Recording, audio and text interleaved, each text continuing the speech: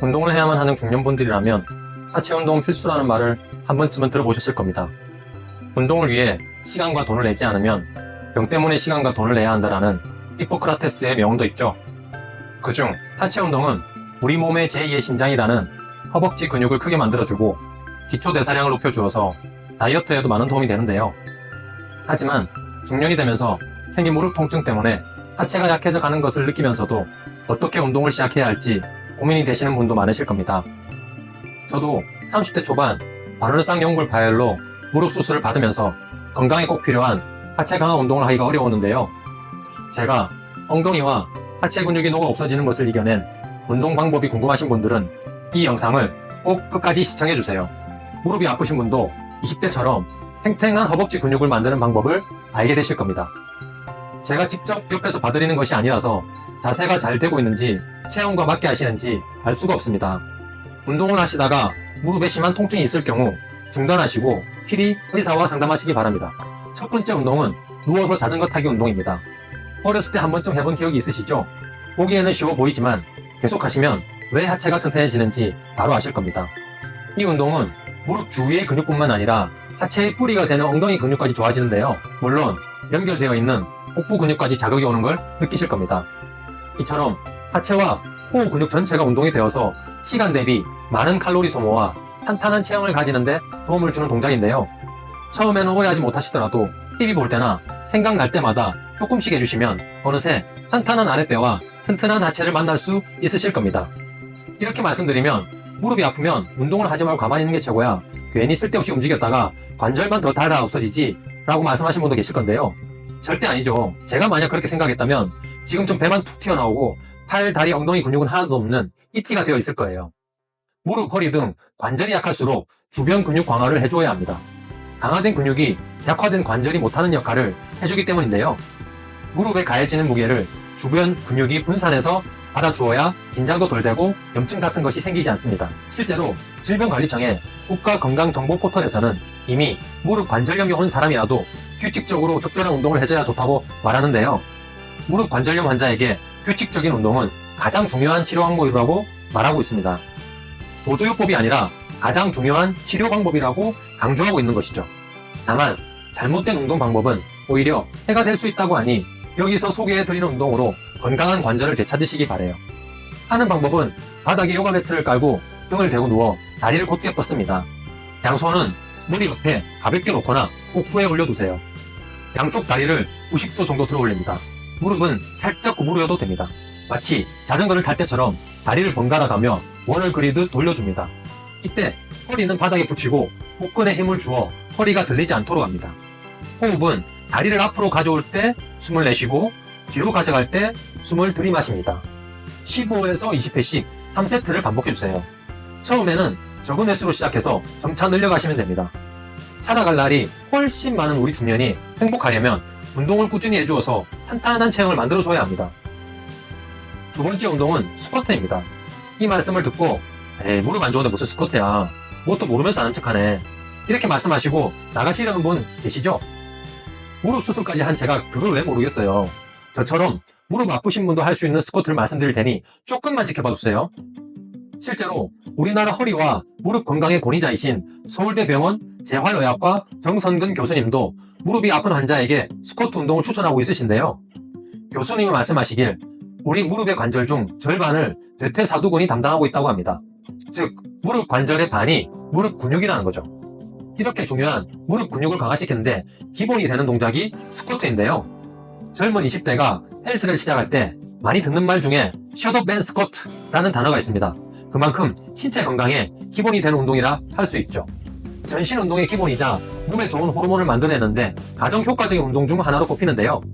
이 운동을 꾸준히 하면 하체 근육 전체를 골고루 발달시켜 탄탄한 엉덩이와 다리를 만들어줍니다. 이는 우리 몸의 근육량을 증가시켜 기초 대사량까지 높게 만들어주는데요. 이 운동의 효과를 잘 아는 스포츠 스타들은 신체 능력 향상을 위해 스쿼트에 많은 시간과 노력을 들이고 있죠. 특히 무거운 무게를 들어 올리는 스쿼트는 상체와 하체를 동시에 써서 전신의 근육을 발달시키고 허리와 엉덩이, 허벅지의 근육을 두껍게 만들어줍니다. 이 근육들의 공통점은 바로 우리 몸에서 가장 큰 근육들이라는 거죠. 이렇게 중심이 되는 근육들을 발달시키면 생존의 기본이 되는 걷기, 뛰기, 들기 등의 능력을 엄청나게 향상시켜주죠.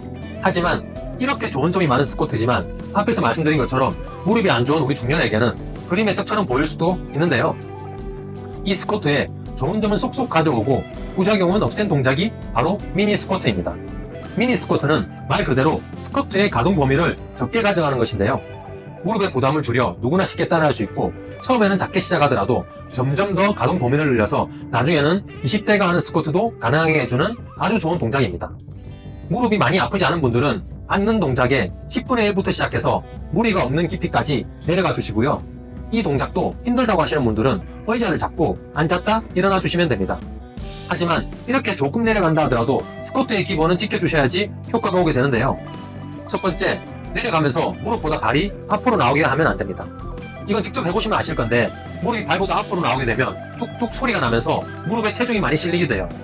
발보다 무릎이 뒤에 있을 수 있는 가동 범위까지만 내려가시면 됩니다. 두 번째, 엉덩이는 뒤로 빼되 허리는 곧게 펴주셔야 합니다. 내려가면서 허리가 굽으면 목과 허리에 부담을 주거든요. 체형 교정과 더불어 목과 허리의 부담을 피하기 위해 꼭 허리는 펴주셔야 됩니다. 세 번째, 발바닥은 바닥에 붙어 있어야 됩니다. 내려가면서 발 뒤꿈치가 뜨는 분이 있으실 건데요. 뒤꿈치가 뜨면 마찬가지로 무릎에 부담이 가게 되니 바닥에 딱 붙여주세요. 풀 스쿼트를 하게 되면 위 세 가지 조건을 지키기가 정말 어려우실 건데요. 미니 스쿼트에서는 위 세 가지 조건이 충족되는 깊이까지만 내려가시면 됩니다. 그러면 저처럼 무릎 수술하는 사람이라도 건강해지는 스쿼트를 할 수 있죠. 조금씩이라도 꾸준하게 해주시면 점점 더 깊이 내려가면서 허벅지와 엉덩이에 근육이 붙는 것을 느끼실 거예요. 스쿼트를 꾸준히 하시면 엉덩이와 하체에 근육이 생겨서 보기에도 좋은 것뿐만 아니라 자세 교정에도 매우 좋은데요. 사진을 보시면 하체의 근육과 몸의 자세가 젊어 보이는데 얼마나 중요한지 한눈에 알 수 있으실 겁니다. 저도 과거에 허리 디스크 탈출증이 오면서 엉덩이와 하체가 할머니처럼 녹아내렸는데요. 이렇게 코어 근육을 발달시키는 운동을 꾸준히 하면서 지금은 20대와 같은 엉덩이와 하체를 가지게 되었습니다. 허리에 칼을 댄 저도 성공하였으니 여러분은 저보다 훨씬 더 좋은 효과를 보실 거예요. 세 번째 운동은 벽 스쿼트입니다. 앞에 미니 스쿼트가 내려가는 가동 범위를 조절하여 무릎에 부담을 안 주는 자세였다면 벽 스쿼트는 가동 범위와 함께 가동 시간을 조절할 수 있는 운동이죠. 이 운동은 질병관리청 산하의 국가건강정보포털에서도 무릎이 아픈 사람에게 좋은 운동으로 추천하고 있는 동작인데요. 하는 방법은 벽에서 약 30cm 정도 떨어진 곳에 서서 등을 벽에 기대세요. 발은 어깨 너비로 벌리고 발끝은 약간 바깥쪽으로 향하게 합니다. 허리를 곧게 펴고 무릎을 구부리면서 엉덩이를 뒤로 빼는 느낌으로 앉습니다. 마치 의자에 앉는 것처럼 하시면 됩니다. 무릎이 발목보다 앞으로 나가지 않도록 조심하면서 90도 정도 각도까지 내려가 자세를 유지해주세요. 참을 수 있을 만큼 버티다가 천천히 무릎을 펴면서 처음 자세로 돌아오세요. 이 동작을 꾸준히 하시면 허벅지, 앞, 뒤, 엉덩이 근육이 강화되어 하체 라인을 예쁘게 만들 수 있습니다. 자세를 유지하면서 균형 감각도 좋아지죠. 우리 몸에 큰 근육들이 발달되어 자세를 잡아주고 교정이 됩니다. 이 세 가지 동작 모두 무릎 관절에 부담을 주지 않으면서 하체 근력이 강화되어 무릎 건강에 좋은데요. 제가 30대 초반에 비만과 가족력이 있는 당뇨로 몸이 엄청나게 안 좋아지면서 허리 수술과 무릎 수술을 하고 난 후 많은 도움을 받았던 동작들입니다. 진짜 그때는 움직일 때마다 아프니까 짜증도 많이 나고 나만 왜 이렇게 안 좋은 일이 생기는지 원망도 많이 했었는데요. 건강하지 못한 유전자를 주신 부모님도 원망하고 병원에 많은 돈이 들어가게 만든 국가도 원망하고 진짜 계속 남탓만 하는 인생 패배자로 살았었습니다. 진짜 부족하고 못난 사람이었죠. 그런데 그렇게 세상과 남탓을 해도 변하는 것은 아무것도 없더라고요. 그럴수록 더 외로워지고 인생이 힘들어졌던 것 같습니다. 그때 우연히 리미트리스라는 영화를 봤는데요. 그 영화에서 주인공이 저처럼 미래가 안 보이는 패배자였는데 두뇌를 100% 사용하게 해주는 약을 먹고 인생이 바뀌게 된다는 내용이었습니다. 그 영화를 보고 깨달았죠. 아, 남탓 세상 탓 해봤자 변하는 건 아무것도 없구나. 내가 변해야지 세상도 변하는구나. 그때부터 저는 저희 두뇌, 신체, 마인드를 변화되도록 공부하고 실천했습니다. 그러니까 좋아지더라고요. 30대에 비하면 훨씬 건강해졌고 주변에 좋은 사람도 많아졌습니다. 제가 변화시킬 수 있는 것은 저 자신밖에 없다는 걸 알고 그걸 바꾸기 위해서 노력하니 세상도 변하더라고요. 제가 지금 그렇게 잘 나가거나 잘 살고 있는 건 아니지만 최소한 30대 때보다는 훨씬 더 건강하고 행복해진 건 사실이거든요. 이 영상을 보시는 여러분들 중에서도 저처럼 무릎이나 허리가 안 좋은 분들이 있으실 건데요. 아프다고 포기하지 마시고 그럴수록 매일 시간을 내서 운동을 해주셔야 합니다. 요즘 100세 시대에 아직 우리는 인생의 반도 안 살았잖아요. 더 건강하고 활기찬 인생이 되시기를 진심으로 바라면서 함께 즐거운 중년을 맞으면 좋겠습니다.